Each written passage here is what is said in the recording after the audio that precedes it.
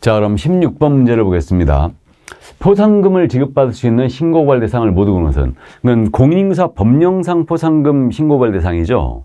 그래서 이것은 지금 현재 총 2회라고 되어 있는 이유가 이게 신고고발 대상에 대한 문제예요. 그것이 2회였다는 얘기예요. 신고고발 대상만 순수하게 부른 게.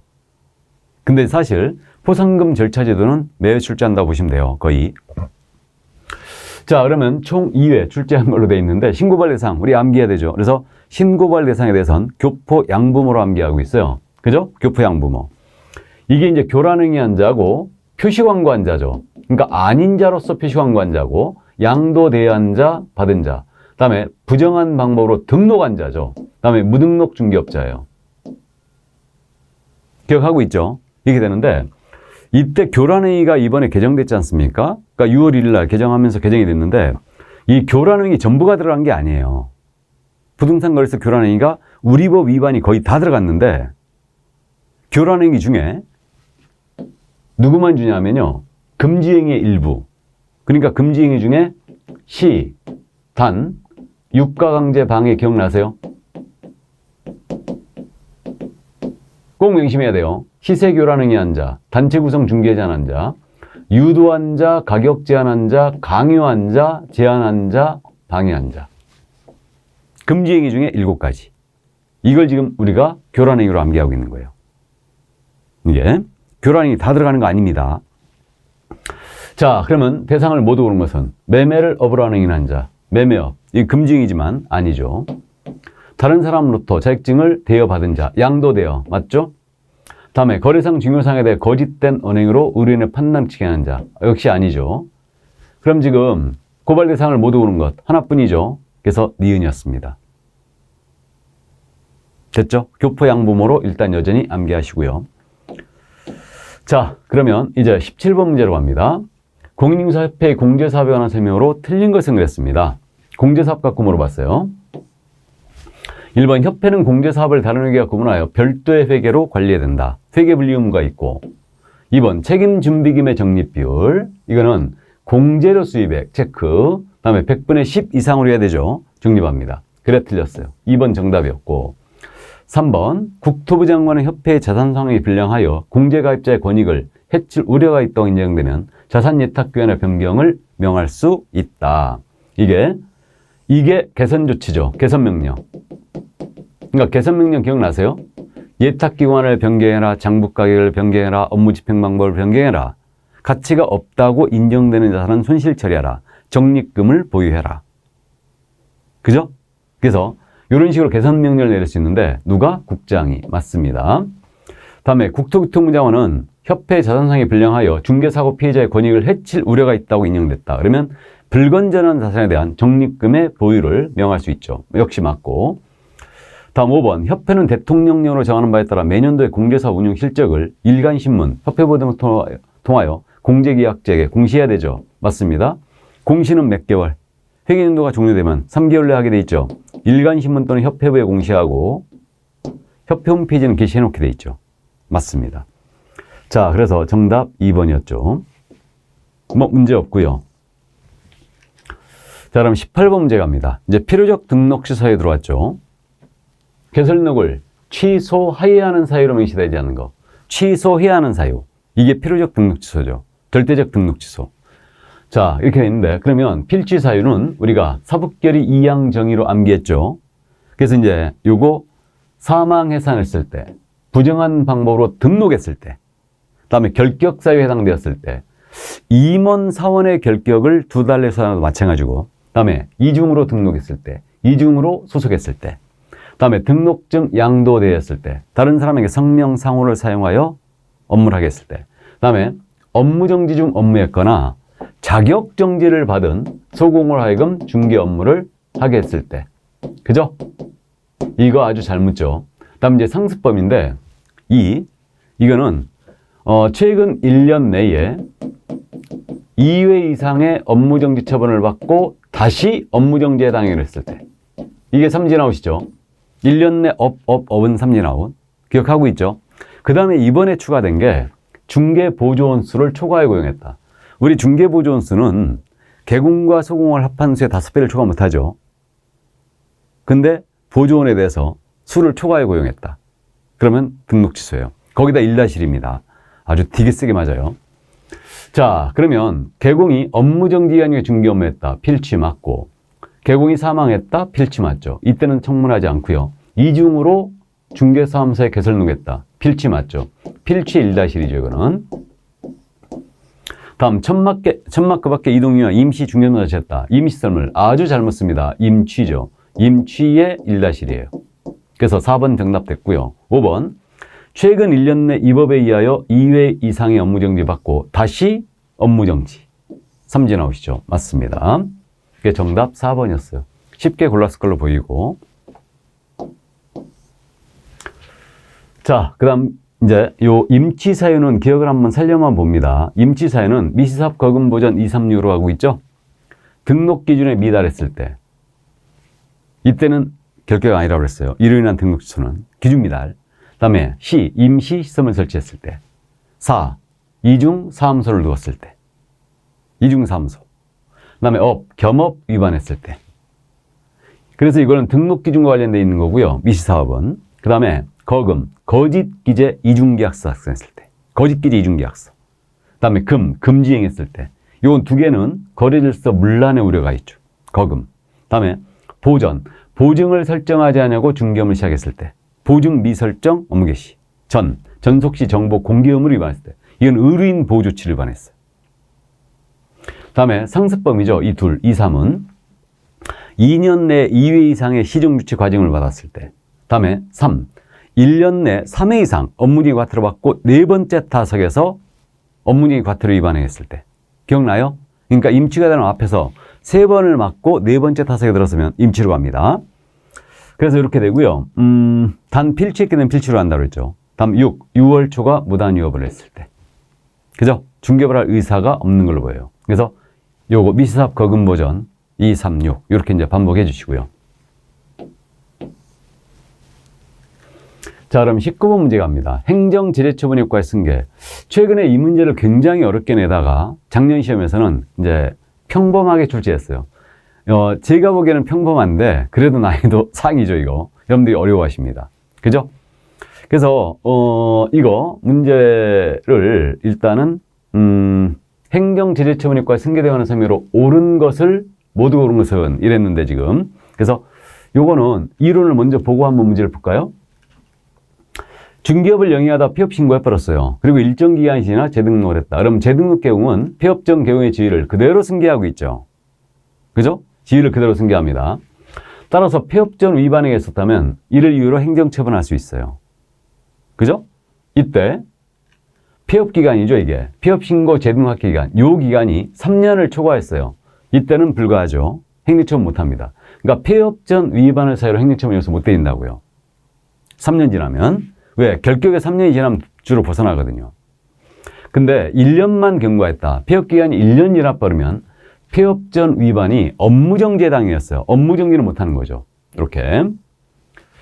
그리고 이제 이 재등록 개공이 이번엔 폐업 신고하기 전에 업무정지 과태료를 받은 게 있어요. 이거는 암기하자고 그랬는데 업무정지 과태료 효과가 떴어요. 그러면 이때는 처분일로부터 1년간 승계한다고 그랬죠. 기억나요? 그래서 암기하고 있어야 된다고 그랬어요. 업무정지 과태료 효과 승계는 처분일로부터 1년간 승계한다. 폐업이 아니란 얘기죠. 이렇게 되고, 그 다음에 이제 재등록 개공에 대하여 폐업 전 위반해서 행정처분할 때는 폐업 사유, 폐업 기간을 모두 고려를 하게 돼 있죠. 그래서 고려하게 돼 있고, 나아가서 법인 대표자는 이 규정을 그대로 준용한다고 그랬어요. 기억났죠? 자, 그럼 문제 보겠습니다. 폐업 신고 전의 개업공사에 대한 업무정지 처분의 효과는 그 처분일로부터, 자, 업무정지라고 효과 나왔죠? 그럼 처분일 체크 2년간 재등록 개원한테 승계한다. 틀렸죠? 1년간 승계합니다. 상습범 잡으려고 업무정지 과태료 효과를 1년 승계시키는 거예요. 다음 니은 폐업기간이 2년을 초과한 재등록 개업공사에 대해서 폐업 신고 전 중개사무소 업무정지 사유에 해당하는 위반의 일로 행정처분할 수 없다. 자, 그러면 폐업기간 2년의 밑줄이죠. 그럼 2년 지났다. 그럼 속으로 폐업기간 2년 지나버리면 폐업 전 위반행위 업무정지는 못 때리네. 그럼 업무정지 사유에 해당하는 위반 행위로 행정처분할 수 없죠. 맞습니다. 다음 디귿. 폐업 신고 전 개공에 한 과태료 부과처분 효과는 나왔어요. 과태료 효과 나왔죠. 그럼 처분일 체크. 10개월 된 때 재등록 기업공사에게 승계된다. 맞나요? 이게 똑같은 지문을 이제 앞에서 낸 적이 있었죠. 그러니까 30일 때인가 그때 이제 낸 적이 있었는데 승계된다. 이거 맞습니다. 이거 오해하지 마세요. 과태료 업무쟁이 효과 승계는 1년간 하는 거죠. 1년간 승계시켜요. 그러니까 10개월이 된 때는 당연히 이거 승계하는 거죠. 그러니까 폐업 신고하기 전에 받은 업무정지 과태료 효과를 요 재등록 개공을 승계하지 않습니까? 그러면 이것은 1년간 승계를 하니까 10개월이 된 때는 당연히 승계를 하는 거죠. 그죠? 자, 그래서 맞고요. 다음 리얼. 폐업 기간이 3년 6개월이 지난 재등록 기업공사. 자, 그럼 폐업 기간이 3년 6개월이에요. 그럼 아무것도 못하네요? 맞죠? 폐업 신고 전에 중개사무소 등록 취소에 해당하는 위반을 했다 하더라도 이를요 계속록 취소 처분할 수 없습니다. 폐업 기간 3년 지났으니까. 맞죠? 예, 그러면 지금 옳은 거라겠죠? 그럼 옳은 거라겠으니까 니은, 디귿, 리얼. 그래서 정답은 4번이었습니다. 됐죠? 충분히 반복 숙지해 주시고요. 자, 그럼 20번 문제입니다. 공인인수업령상 공인인사의 자격 취소에 관한 설명으로 틀린 것을 그랬습니다. 자격. 그냥 매회 묻는다 보시면 돼요. 취소든 정지든. 이게. 그래서 자격 취소에 대한 부분만 6번이라고 지금 해놓은 거예요. 1번입니다. 시도에서는 공사가 이 법을 위반하여 300만 원 이상의 벌금액의 선고를 받은 경우 자격을 취소해야 된다. 아니, 우리가 어떻게 했다는 자격인데. 벌금액 갖고는 안 되죠? 그래서 벌금 갖고는 안 되고 이 법 위반 징역형. 그래서 벌금 갖고는 절대 자격 취소 못합니다. 그래서 1번 틀렸어요. 바로. 정답이 됐습니다. 이게. 그럼 지금 현재 우리 자격 취소 사유가 부양정징이죠. 부정한 방법으로 자격 취득했을 때 이 부정 취득이거든요. 이거는 컨닝하에 취득했다는 얘기니까 형벌이 없어요. 부정 취득은. 부정자 들어가는 거 형벌이 있는 게 부정 등록분이라고 그랬어요. 그래서 부정 취득, 다음에 자격증 양도되었거나 다른 사람에게 성명을 사용하고 했을 때, 정지 중 업무했거나, 그죠? 정지 중 이중속했을 때. 정지 중 이중속은 자격 취소죠. 그 다음에 이제 이 법 위반 징역형 선고죠. 이번에 추가된 게 사유 범행이 들어갔어요. 그러니까 우리 법 위반이 아닌 형법상 사유 범행. 사유 범행이 제가 이제 이렇게 이제 참고해 보는데 사기죄,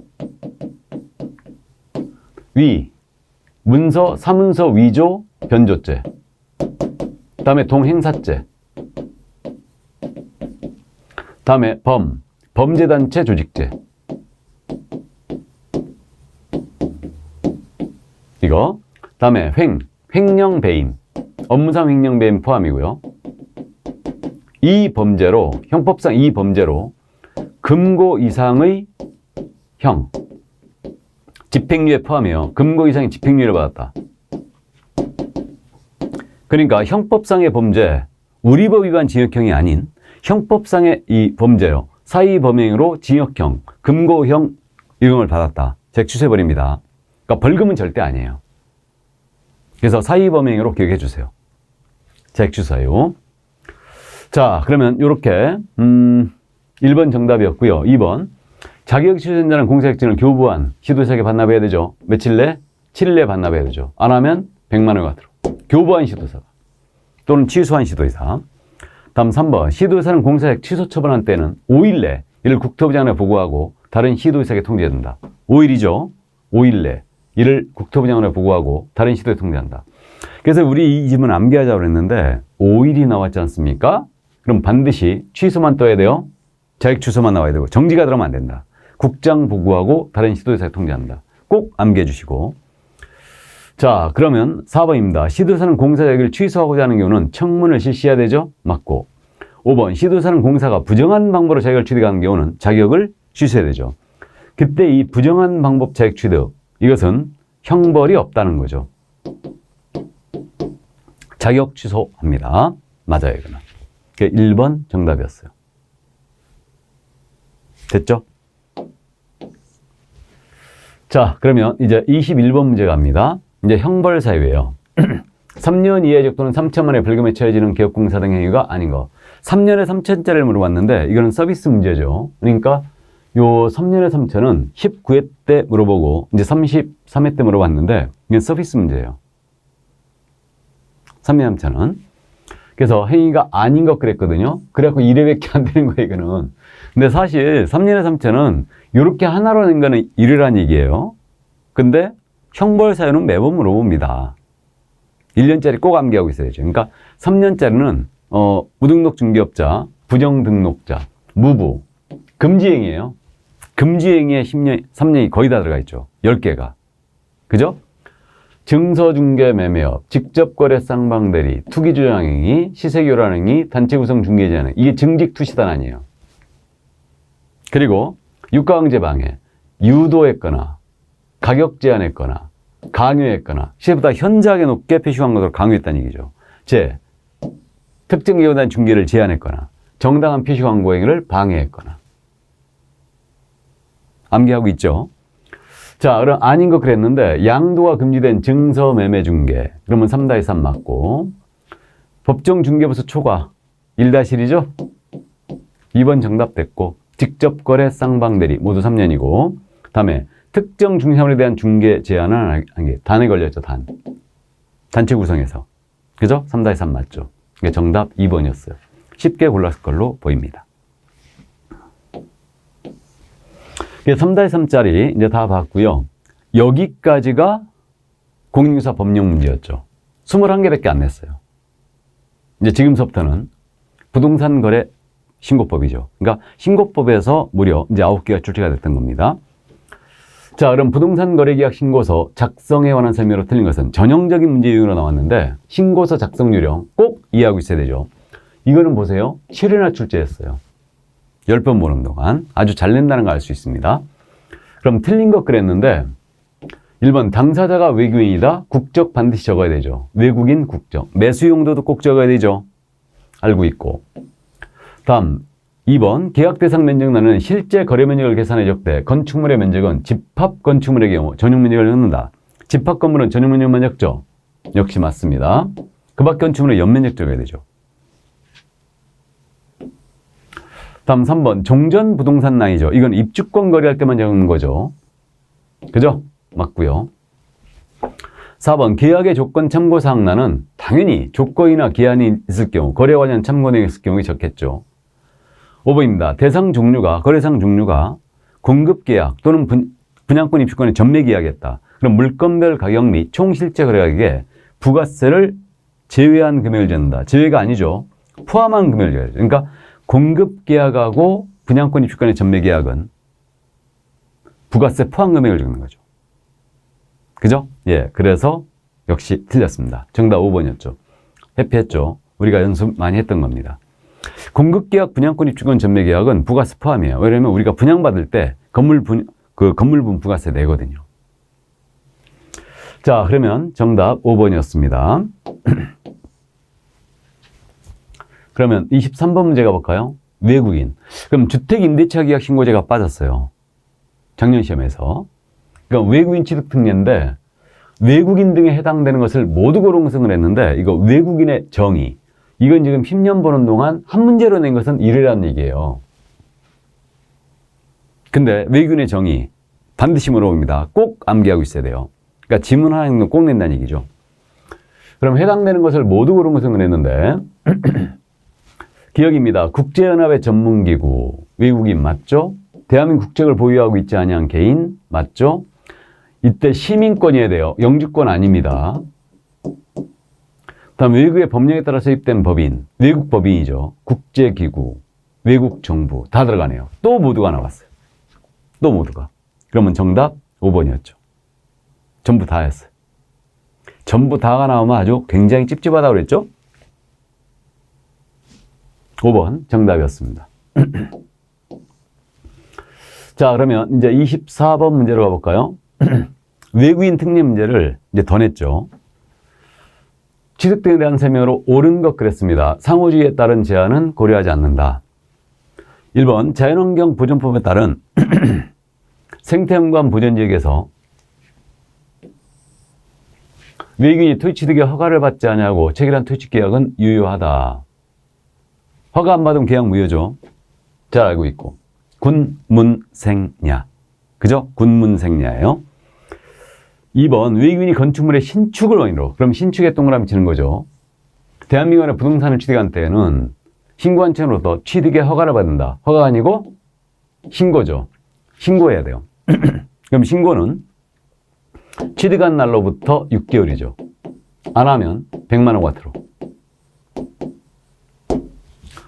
다음 3번 외국인 취득하는 토지가 토지거래 허가의 효과, 문화재 보호법에 따른 지정문화재, 이를 위한 보험을 보호구역에 있으면 토지거래 계약 허가와 토지취득 허가를 모두 받아야 된다. 아니죠.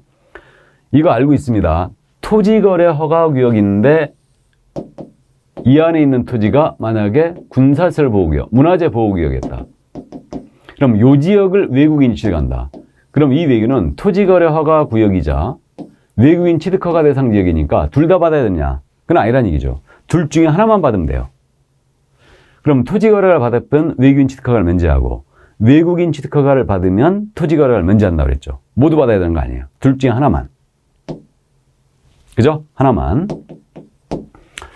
자, 그럼 3번 틀렸고 4번 대한민국 안에 부동산을 가지고 있는 대한민국 국민이 외국인으로 변경이 됐어요. 그럼 해당 부동산을 계속 보유하는 경우는 계속 보유 신고 들어가야 되죠. 허가를 받아야 된다. 허가 아니고 신고. 그러니까 이 33m 출제위원께서 신고와 허가를 아주 잘 바꿔내시네. 비법 출신이 추정이 됩니다. 자, 그래서 어쨌든 신고죠. 6개월 내 신고 들어가야 되죠. 안 하면 100과예요. 5번 외국인으로부터 토지취득의 허가 신청서를 받은 신고자측은 신청서를 받은 날부터 15일이죠. 15일 내 허가 불허가 처분을 해줘야 됩니다. 15일이다. 이거 허가 위반은 2-2죠. 이것도 기억하시고 15일 내 허가 불허가 처분을 해야 된다. 15일. 이때 근데 허가의 기속성이 있죠. 이들 지역들 지정 목적 달성에 지장을 주의하면 허가를 해줘야 된다. 그죠? 자, 그래서 정답은 5번이었습니다. 자, 그래서 외국인 취득 특례 문제 봤고요. 이제 25번 문제로 볼까요? 부동산 거래 신고에 관한 법령에 대한 설명이다. 괄호에 들어갈 숫자는 몇 개인가? 어떻게 되는가? 국장시도에서가 따로 정하는 기준 면적은 고려하지 않는다. 이건 그래서 이제 작년에 개정이 됐기 때문에 일단 출제가 예상이 됐던 부분이죠. 우리가 암기하고 있는데 주거지역은 150이죠. 상업지역은 주거지역은 60이고 그 다음에 상업지역은 150이고 공업지역도 150이고 녹지지역은 200이죠. 60, 1515, 200 이렇게 갔습니다. 주상공록이다. 미지역지역도 60이죠. 그럼 도시지역 밖은 250, 500, 1000이죠. 그러니까 도시지역 밖은 250, 500, 1000 배수로 간다. 그래서 요거 500은 농지였고요. 그 다음에 1000은 임야였죠. 그러니까 도시지역 밖은 250제곱미터 이하라면은 허가를 받을 필요가 없죠. 자, 그래서 숫자 충족하는 거 60, 1515, 260이죠. 그러니까 정답 2번이었습니다. 뭐 우리가 쉽게 다 맞췄죠. 60, 1515, 260. 공법하고 숫자가 더 겹치고 있으니까요. 자, 그러면 기준 면적 봤고요. 도시지역 밖은 말씀드렸듯이 250, 500, 1000으로 갑니다. 지목으로 가죠. 근데 도시지역은 용도지역으로 간다는 거예요. 그것도 염두에 두시고. 자, 26번 갑니다. 허가구역에 관한 설명으로 틀린 것은 그랬는데 1번입니다. 시군구청장은 공익사업용 토지에 대하여 토지거래계약에 관한 허가 신청이 있는 경우 공익사업용 토지예요. 그럼 토지공사가 그 매수를 원하는 경우는 한국토지공사를 선매자로 지정하여 그 토지를 협의 매수할 수 있다. 맞죠? 그러니까 선매는 공익사업용 토지라든가 허가받은 목적으로 이용하고 있지 아니한 토지죠. 그건 선매할 수 있죠. 그래서 이게 선매입니다. 이때 기준가는 감정가가 되고 있죠. 지들이 필요해 사니까. 자, 그래서 맞고요. 다음 2번 국토부 장관 또는 시도사는 허가구역에 지정사유가 없었다고 인정되면 지첩시 허가구역 지정을 해제해야 된다. 맞겠죠? 당연히 지정사유가 없었다고 인정되면요. 지체 없이 해제하는 거예요. 그럼 이때는 지정 절차를 준용합니다. 그러니까 도시계획위에 심의에 걸치고 공고나하고 통지해주고 공고하고 지정 절차를 준용하죠. 축소 해제할 때도. 3번 토지거래가 신청에 대해 불허가 처분을 받은 자는 그 통지를 받은 날부터 1개월 내 시군구청장에게 해당 토지에 관한 권리의 매수를 청구할 수 있다. 기억나세요? 불허가 처분을 받았다. 그럼 네 사라. 그럴 수 있죠. 몇 달 내? 1개월 내 매수 청구 들어갈 수 있습니다. 그죠? 그러면 매수자를 지정하여 매수하게 할 수 있는데 이때 기준가는 뭐였다? 이건 버리는 토지를 이해하라고 그랬죠. 그러니까 공시지가 기준이죠. 다만 이제 허가 신청서에 적힌 가격이 공시가보다 적었다. 그 가격으로 매수 청구할 수 있죠. 그럼 맞고요. 자, 그러면 4번입니다. 허가구역 지정은 허가구역의 지정을 공고한 날로부터 지정 공고한 날로부터 날의 다음 날부터 그 효력이 발생한다. 아니죠. 다음 날이 아니고 5일 후죠. 그래서 4번 정답이었어. 아주 잘 낸 지문이었고 5번 토지거래 허가를 받은 자는 그 허가 신청서 계약 내용과 그 토지의 이용 계획, 취득자금 조달 계획 등을 적어 시군구청장에게 제출해야 된다. 그래서 우리 허가 신청할 때는요. 당사자 공동신청이고 개공은 허가 신청 의무가 없고요. 그죠? 그 다음에 자금 조달 계획 꼭 들어와야 된다고 그랬죠. 그래서 부동산 거래 신고할 때 자금 조달 계획을 허가구역 내 토지는 안 내는 거예요. 이때 내니까 허가 신청할 때 미리 내요. 자, 그래서 맞습니다. 이게 정답 4번이었죠. 자, 그러면 27번 문제로 볼까요? 부동산 거래 신고 등에 관한 법령상 토지거래 허가 등에 관한 설명으로 옳은 것은 모두 몇 개인가? 옳은 것. 농지에 대하여 토지거래 허가를 받는 경우는 농지법에 따른 농지 전용 허가를 받은 것으로 한다. 아주 장난을 심하게 쳤습니다. 그러니까 이 문제도 죄송하지만 비법 출신이 되신 거 아닌가 이런 생각이 좀 드는데 이거는 그냥 웃자고 낸 문제 같아요. 농지 전용 허가가 아니고 농지 취득 자격 증명을 받은 것으로 본다죠. 예. 농지증을 받은 것으로 본다. 그래 틀렸고. 두 번째, 국세 체납 처분을 하는 경우는 허가구역 내 토지거래에 대한 허가 규정을 제공한다. 이 국세 체납 처분 있잖아요. 이게 뭐냐면 이게 압류부동산 공매예요. 그럼 압류부동산은요. 세금 체납했을 때 하는 거예요. 이거는요. 국세징수로 가기 때문에 실질의 경매와 똑같아요. 그럼 우리 기억하거든요. 경매 이하여 허가구역 토지를 취득할 때는 허가 안 받는다고 그랬죠. 그럼 압류부동산 공매는 실질의 경매와 똑같아요. 이건 국세징수로 가니까. 그래서 이걸 허가규정을 제공하지 않습니다. 틀렸어요. 면제예요. 근데 비업무용 부동산 공매 있죠. 은행이나 기업체가 갖고 있는 비업무용 부동산은 3회 이상 이거 원칙적으로 허가를 받아야 돼요. 비업무용 공매로 허가구역 토지를 내가 받는다. 그러면 허가를 받아야 되는데 다만 3회 이상 유찰되면 이때는 면제예요.